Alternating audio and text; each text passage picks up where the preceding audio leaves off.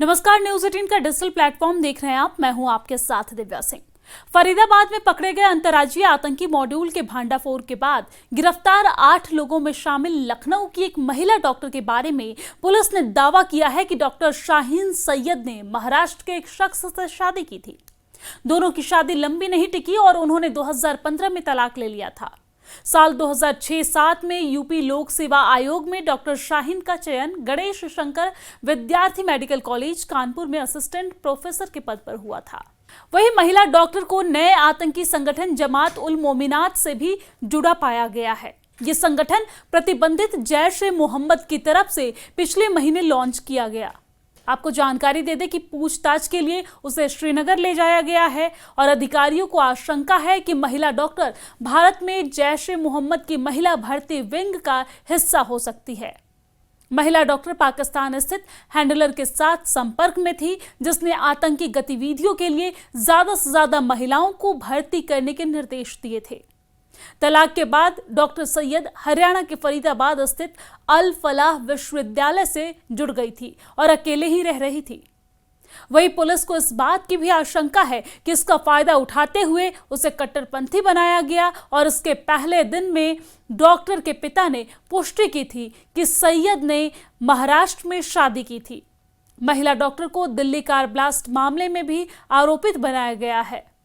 तो गौरतलब है कि सोमवार को फरीदाबाद से 2900 किलो विस्फोटक बरामद किया गया था और इस मामले में 3 डॉक्टरों समेत 8 लोगों को गिरफ्तार किए गए थे। साथ ही पुलिस ने जैश ए मोहम्मद और अंसार गजवत उल हिंद से जुड़े एक सफेद पोश आतंकी मॉड्यूल का भांडाफोड़ किया था, जो कश्मीर, हरियाणा और उत्तर प्रदेश तक फैला हुआ है। वही आपको जानकारी दे दें कि जमात उल मोमिनात के गठन की घोषणा इस साल अक्टूबर में जैश ए मोहम्मद के प्रमुख और संयुक्त राष्ट्र द्वारा आतंकवादी घोषित मसूद अजहर के नाम एक पत्र के माध्यम से की गई थी और सादिया अजहर को इसका प्रमुख नामित किया गया था। सादिया यूसुफ अजहर की पत्नी है, जो 7 मई को ऑपरेशन सिंदूर के दौरान मारे गए कई लोगों में से एक था। तो गौरतलब है कि भारत ने ऑपरेशन सिंदूर के दौरान 7 मई को बहावलपुर में मरकज सुभान अल्लाह में जैश ए मोहम्मद के मुख्यालय पर हमला किया था। वही आपको बता दें कि डॉक्टर सैयद की कथित भूमिका के संकेत भी मिलता है कि जैश ए मोहम्मद महिला हमलावरों की भर्ती करने की ISI की नीति पर चल रहा है। ऐसा ही तरीका Islamic state of Iraq and Syria जैसे समूहों ने भी अपनाया था, जिसमें महिलाओं को युद्ध या फिदायीन हमले में इस्तेमाल किया जाता है। दरअसल प्रारंभिक जांच के अनुसार डॉक्टर शाहीन को कथित तौर पर जमात उल मोमिनात के बैनर तले भारत में जैश ए मोहम्मद की महिला शाखा की स्थापना का जिम्मा सौंपा गया था, जो जैश का नया महिला भर्ती नेटवर्क है। जांच एजेंसियों का मानना है कि जैश ए मोहम्मद के संस्थापक मसूद अजहर की बहन सादिया अजहर, जो पाकिस्तान में महिला विंग की प्रमुख है, उसने सीधे तौर पर डॉक्टर शाहीन को यह काम सौंपा। सादिया का पति यूसुफ अजहर 1999 के कंधार विमान अपहरण के मास्टरमाइंडों में से एक था और इस साल की शुरुआत में बहावलपुर में ऑपरेशन सिंदूर के दौरान वो मारा गया था। सुरक्षा अधिकारियों का कहना है कि शाहीन गुप्त रूप से सोशल मीडिया चैनलों के जरिए सीमा पार के आतंकियों से संपर्क में थी, जिसका काम भारत में संगठन की गतिविधियों को चलाने के लिए समर्थकों को जुटाकर जैश ए मोहम्मद की भर्ती का विस्तार करना था। डॉक्टर शाहीन की गिरफ्तारी फरीदाबाद के अल फलाह विश्वविद्यालय से जुड़े डॉक्टरों डॉक्टर मुजम्मिल अहमद गनई और डॉक्टर उमर यून नबी की गिरफ्तारी के बाद हुई थी। ये ग्रुप लाल किले के पास हुए कार विस्फोट में शामिल अंतर्राज्यीय आतंकी नेटवर्क का केंद्र था, जिसमें कई लोगों की जान गई और काफी ज्यादा लोग अभी भी घायल बताए जा रहे हैं।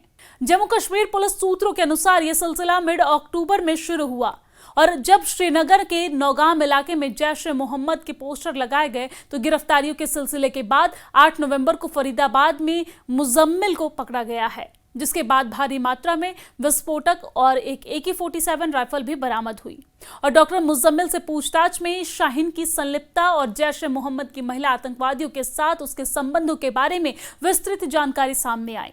एजेंसियों के मुताबिक पकड़े जाने से बचने के लिए उसने अपने पेशेवर डॉक्टर नेटवर्क का इस्तेमाल किया।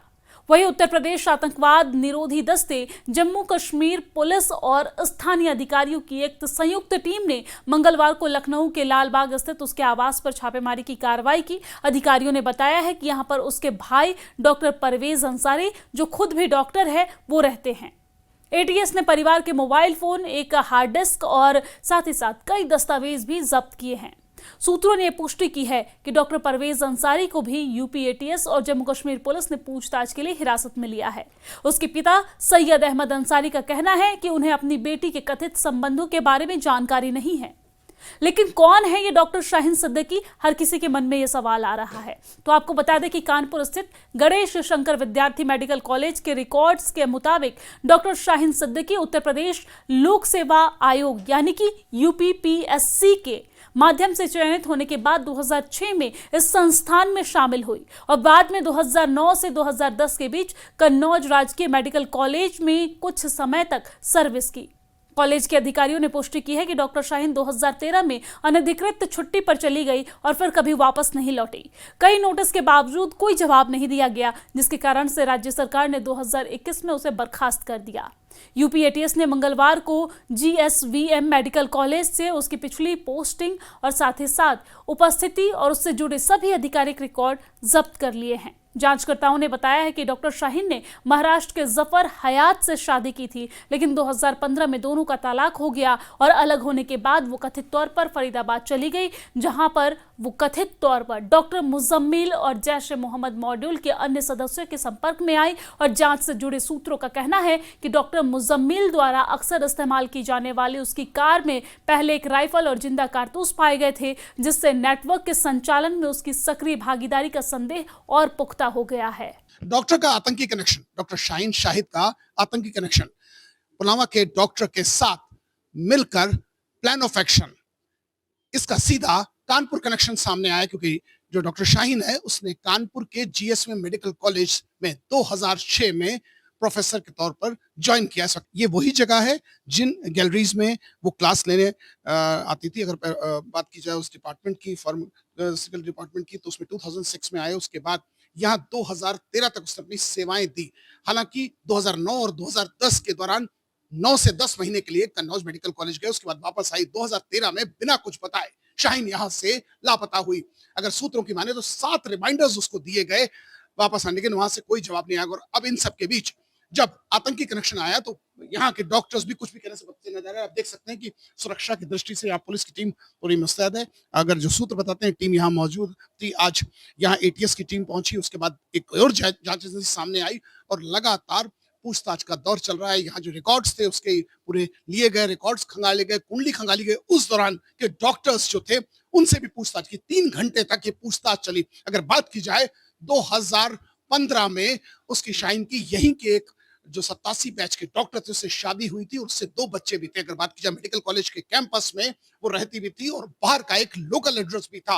हालांकि जिस डॉक्टर से उसकी शादी हुई उससे उसका सेपरेशन हो गया और उसके बाद 2000, क्योंकि वो 2015 की बात है, यहाँ इस कैंपस में वो रहती थी और लगभग 6 साल तक उसके पास ये कैंपस में रूम बना रहा।